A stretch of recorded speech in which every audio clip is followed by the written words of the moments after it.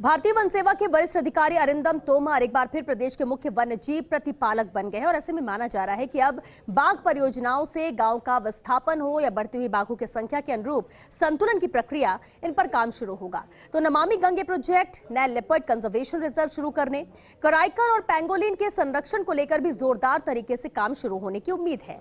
इन उम्मीदों पर मुख्य वन जीव प्रतिपालक अरिंदम तोमर से बात की सहयोगी निर्मल तिवारी ने।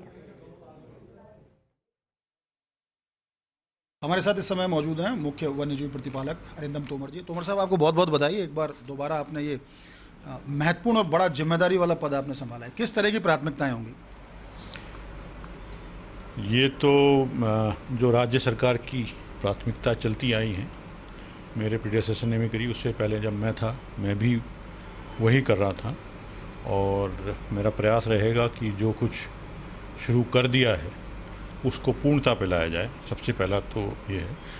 और इसके साथ ही बहुत सारी चीज़ें जो नेगलेक्ट हो गई, जो नहीं कर पाए अब तक हम लोग, उनको भी आराम करना है या पुनः आराम करना है। जैसे कुछ स्थितियों में, जैसे हमारा ये जीआईबी वाला चल रहा था, इसके साथ हमारा फ्लोरिकन वाला भी चल रहा था।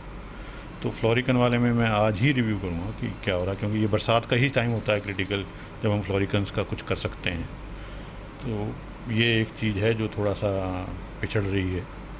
और हम ये भी चाहेंगे, राज्य सरकार भी चाहती है कि जूली फ्लोरा ख़त्म हो, तो हम कम से कम प्रोटेक्टेड एरियाज़ में जो ग्रासलैंड्स हैं या ग्रासलैंड डेवलप करें, उनमें से जूली फ्लोरा को प्राथमिकता पर हटाएं। कम से कम वाइल्ड लाइफ के एरियाज़ में तो हम इस काम को शीघ्र से शीघ्र करना चाहते हैं, जहाँ बाघों को रखा जा सकता है। इसके अतिरिक्त मध्य प्रदेश में भी काफ़ी सारे क्षेत्र हैं जहाँ बाघ अभी भी जाते हैं नेचुरली। बाघ को कहीं उठा के तो कहीं ले जाया नहीं जा सकता, लेकिन उसके लिए कंडीशंस ऐसी बनाई जा सकती हैं। तो इसमें स्वैच्छिक विस्थापन एक बहुत बड़ी प्राथमिकता है। इसमें